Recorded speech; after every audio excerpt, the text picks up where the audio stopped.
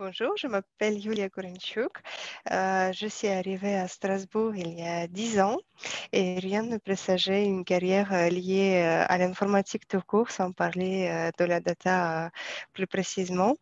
Je suis arrivée pour terminer mes études en traduction professionnelle.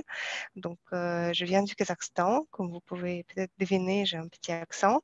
Je suis arrivée en 2010 pour le master qui s'appelait traduction professionnelle, donc à l'ITIRI, c'est Institut des traducteurs, interprètes, relations internationales à Strasbourg.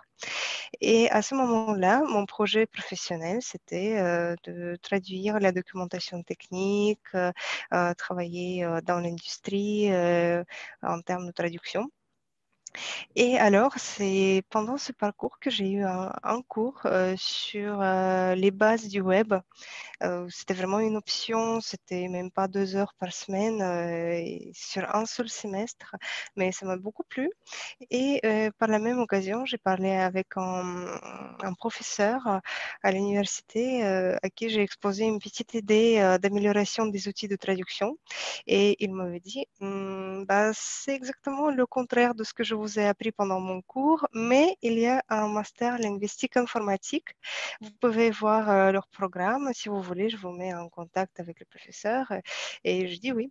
Et c'est comme ça que j'ai intégré le deuxième master, linguistique informatique traduction, à l'Université de Strasbourg. Et c'est là où mon parcours a commencé, on peut dire. J'ai pu vraiment réaliser cette toute première idée dont j'ai parlé à mon professeur en traduction à l'époque. C'était le développement logique de cette idée qui consistait en fait à améliorer les mémoires de traduction en intégrant le traitement spécifique à certaines terminologies, par exemple des termes en chimie. Vous savez, il y a beaucoup de termes qui sont composés des sous-parties. Je ne sais pas, polyéthylène, bah, il y a la partie polyéthylène. Donc, ça paraît tout à fait naturel aux humains, mais ça ne l'est pas du tout pour la machine.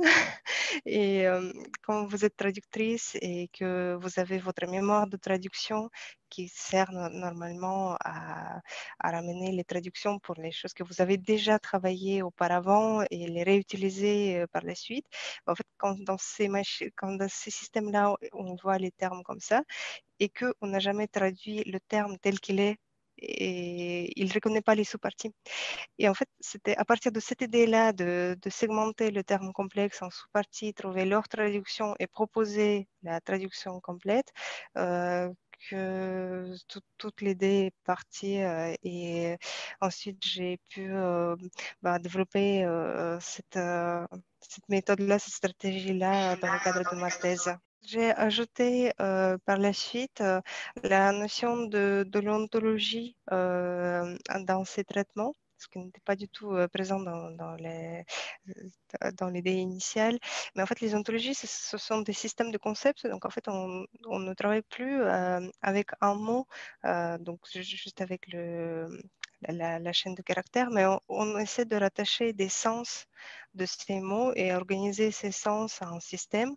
Et ensuite, cela permet de monter d'un niveau puisqu'on n'est plus dans une langue particulière parce que le sens, c'est quelque chose qui existe un peu, c'est quelque chose en commun entre plusieurs langues, et ce qui permet de travailler avec des systèmes à la fois multilingues et aussi sémantiques dans le sens où on ne s'attache plus uniquement à un mot ou un synonyme, mais on arrive à travailler avec tout cet ensemble-là. J'ai vraiment adoré le développement informatique pendant mon master et pendant ma thèse. Et en fait, après ma thèse, je me suis dit, j'adore tellement développer que j'ai fait un contrat d'1 an en tant que développeur Java, pur et dur en fait, sans forcément avoir un lien avec linguistique informatique. Et voilà, aujourd'hui, je travaille avec une équipe de développeurs, donc c'est une évolution tout à fait inattendue.